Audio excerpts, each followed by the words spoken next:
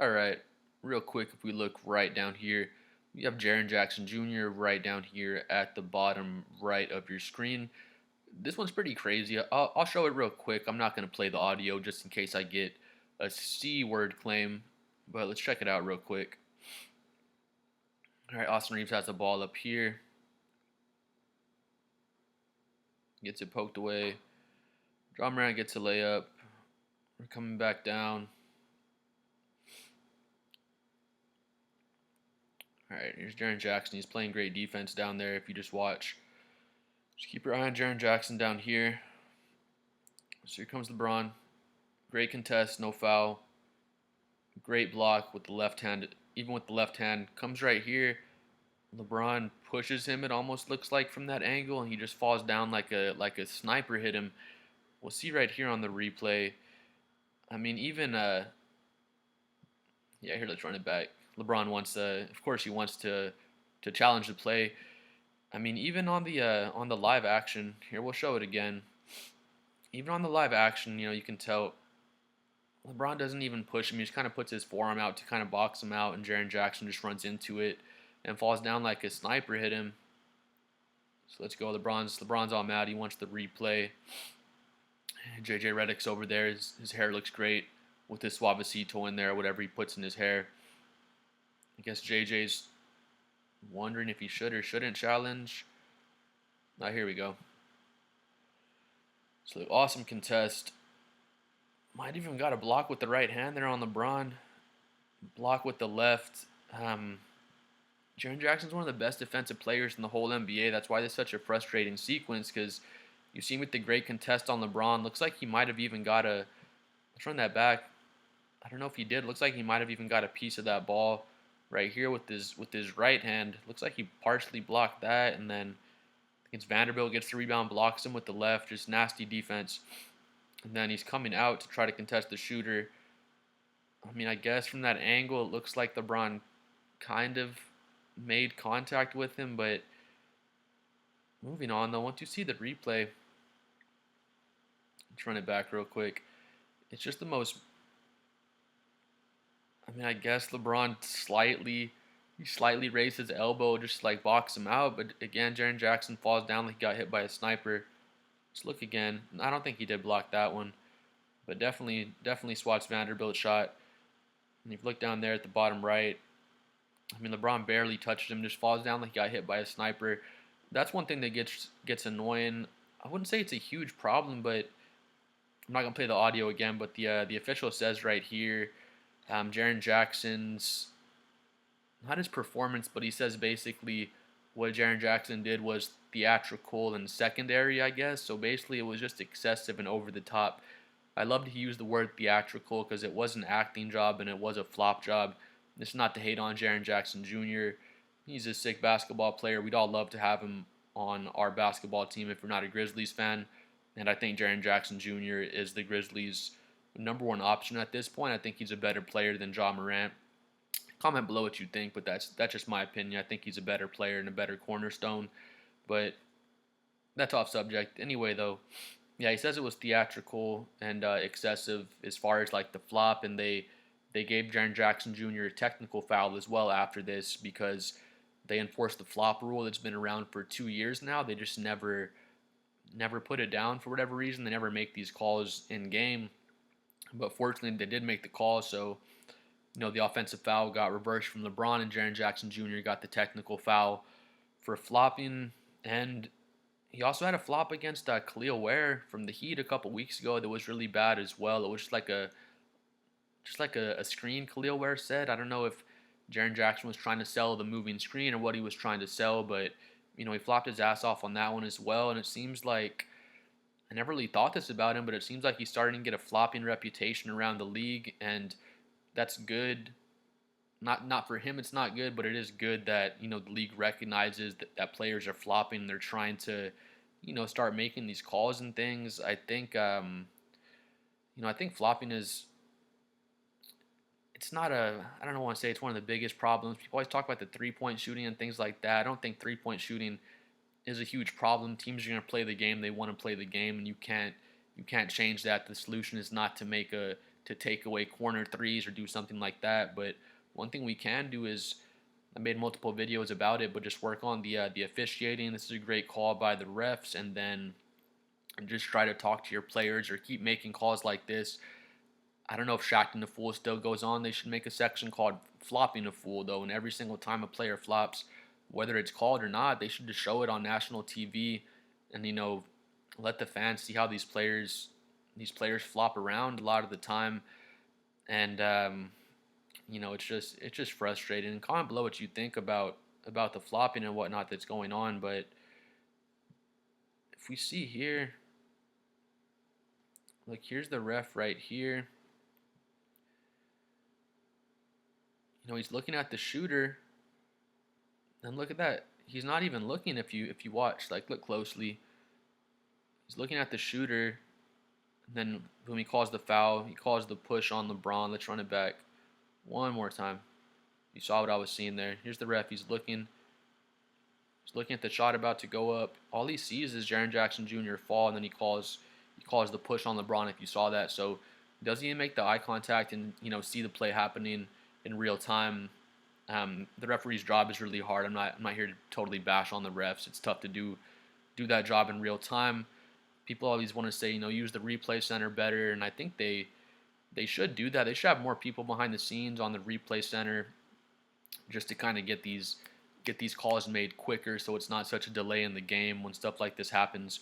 But let me know if you agree. Every time a player hits the floor in the NBA, they seem like they blow the whistle first, and then they try to get the call right second, but they want to make sure they didn't miss a foul call, I guess, which that is their job, to make the foul calls. But we also want to make sure that players are getting called for flopping, because I don't think it's totally out of control and necessarily terrible, but it is worse than it used to be. It's getting worse and worse over the years with the players flopping out there. And Jaren Jackson Jr., he's unfortunately becoming a notorious flopper. It sucks to say it, because he's a badass player I love to watch.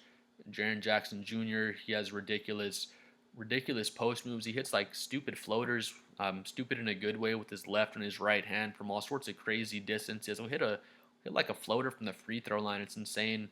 His shot selection, again, not in a bad way, just the spots he can hit floaters from. He can get off the dribble and shoot threes.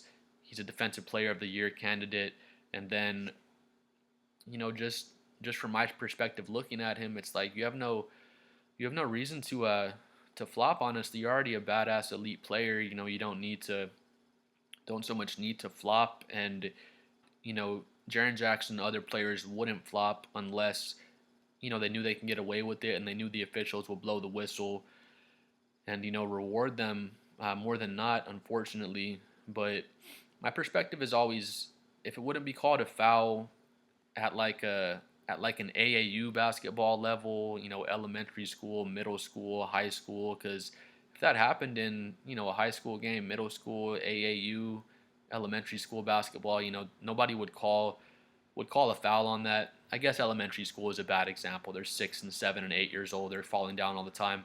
But let's say a high school, once you're developed physically, and the referees are a lower level than the NBA officials, you're not seeing those guys flopping out there. And the reason they don't flop is because they know the officials aren't going to blow a whistle, and they're just going to hurt themselves. They're not going to be able to get back on defense after the flop they commit. Yet in the NBA, I made the point before, these officials, they've been high school, college, probably overseas. They have all sorts of officiating experience. They're some of the best officials in the entire world. Yet once they get to the NBA, they're supposed to call the game different from the way they've called it their entire life, and let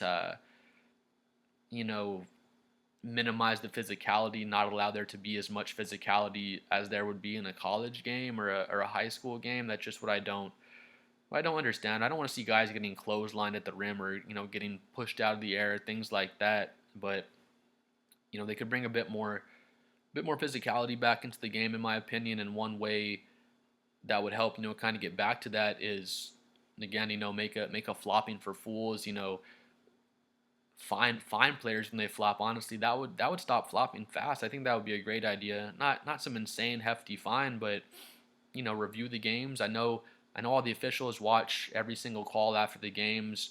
They probably watch the entire game just to see if they missed anything and things like this. I know the officials review their performance after the game as well, and they just make a list every time a player flops. Write down the play, what the flop was. Let the league review that flop, and then let the league find the players. I don't know, $10,000 a flop. I don't know how much money means to the players, but I bet if you did that, they wouldn't. I bet flopping would cut down really fast, and you would not see players out there flopping so much. And again, like I said, the reason they do it is because they know the officials will blow the whistle and give them those flop calls. Let's watch this one more time because they'll give them the call. Just like we watched. Let's watch one more time just to prove my point. Officials right here again. Look what he's looking at. He's looking at the corner. He's looking at the corner to make sure it's a 3-point shot. All he sees is Jaren Jackson Jr. trip. Then you saw him. He makes the call. He makes the pushing sign. So he's calling like a push on LeBron James basically, which didn't happen. So comment below what you think. Again, I still like the NBA. The NBA is still fun to watch. This is not me hating on the entire NBA, but people focus on 3-point shooting and focus on, oh, it's the player's fault, it's the media's fault, it's people talking like this and that, it's this person's fault and that person's fault. And now I'm here saying it's kind of the referee's fault. Again, not entirely.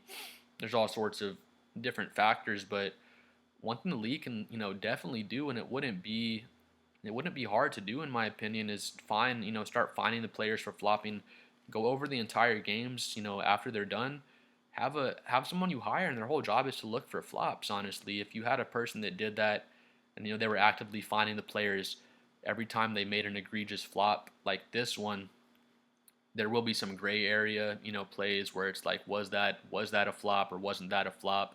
And if it's in the gray area, don't find the player, just let it go. But when it's something so egregious like this, again, Jaren Jackson had one against Khalil Ware from the Heat just 2 weeks ago, and that was really bad as well. It was fine worthy as well. And I mean, LeBron James has some of these flops himself as well. I mean, I won't deny that. There's all sorts of players in the league that do flop, and I think I'm just gonna say, Draymond Green is a name that comes to mind. There's some other guys that are just notorious floppers, and especially for guys like that, it's like keep an eye on them, find them. If that doesn't work, suspend them for a game. If they've had 3 egregious flops or however many egregious flops in the season, this is one thing the NBA can definitely get under better control. Not that I think it's totally out of control or some crazy thing, but people are always looking at the ratings. It's no secret the ratings aren't as high as they've been in the past. The ratings are at all-time lows. So, this is one thing they can do to improve the product. Aren't there be any fans saying, "Damn it, the NBA's they're penalizing flopping. We got to get this. We got to get this flopping back into the game." The game was way better when the players were able to get away with flops like this and get awarded. Again, it was a good job by the refs. LeBron, I'll say in hindsight at least, it was a good job by the refs because LeBron asked JJ to challenge it. JJ did challenge it, but from the coaching perspective, he shouldn't have to waste his challenge on something so obvious like this. I understand the side judge was looking at the 3-point line to see Gabe Vincent's shot, if it was or wasn't a 3, and then he sees Jaren Jackson Jr. fall down and just blows the whistle. So comment below what you think. Maybe they need one extra referee out there, maybe 2 extra referees out there to make sure they're not missing stuff like this. But I made the point before, if you replayed like every play in the NFL, or if you had extra referees, there's a holding on the defensive line or the offensive line every single play in the NFL. 100% of the time there's a holding that's happening. And if they were calling all the holding calls, it would be boring as hell to watch the game. So, it's a happy medium you have to come to as far as making the right calls, not taking minutes and minutes to replay, play after play, and just slowing down the pace of the game. So, it's a happy medium, but I definitely think they can get the flopping more under control and definitely improve the officiating. Maybe it does take one more official maybe just have extra people in the replay center or go over the replays faster, have more eyes in there. I don't know exactly what it is, but I'm sure y'all have seen it before. There'll be times when something happens, just like this right here is a perfect example. We saw it happen live. You're like that. I'm pretty sure that was a flop by Jaren Jackson Jr. We see the first replay. After you see that one replay, you determine that that was a flop. Like it's obvious in this case. And to give the officials credit, this happened 1 minute, 1.5 minutes later. They already saw one or two replays. They get out there and say, "Hey, Jaren Jackson, you flopped. Offensive foul is rescinded from LeBron James. Grizzlies get a technical foul. Lakers get a technical free throw for the flop." And and yeah, I just like to see them implement that rule more, or like I said before, start fining players for flopping, start suspending players for one game if they have three flops, in the same season that are egregious, or comment below what you think. I don't know exactly how the system would work, but that's definitely one thing the NBA can get under better control, and it'll be one small step to kind of help out with the ratings problems, in my opinion, to make the game more physical is not even the word, but take this soft stuff out, because Jaren Jackson is not a soft player. He's a Defensive Player of the Year candidate, and like I said before, if he knew the officials aren't going to make these soft flopping calls, he would not be out there flopping. It's kind of a chicken and the egg thing. That the refs blow the whistle for the flops, the players flop because they know the whistle is going to be blown. So what started first, who figured it out first, but that's just one thing I feel like could be done, to help improve ratings in the product.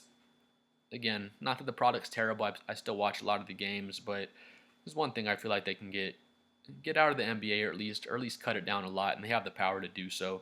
But please comment below what you think. Please like and subscribe if you finished the video as well. I'm at 34 subscribers. If I get to 50, YouTube said they're going to send me a new car.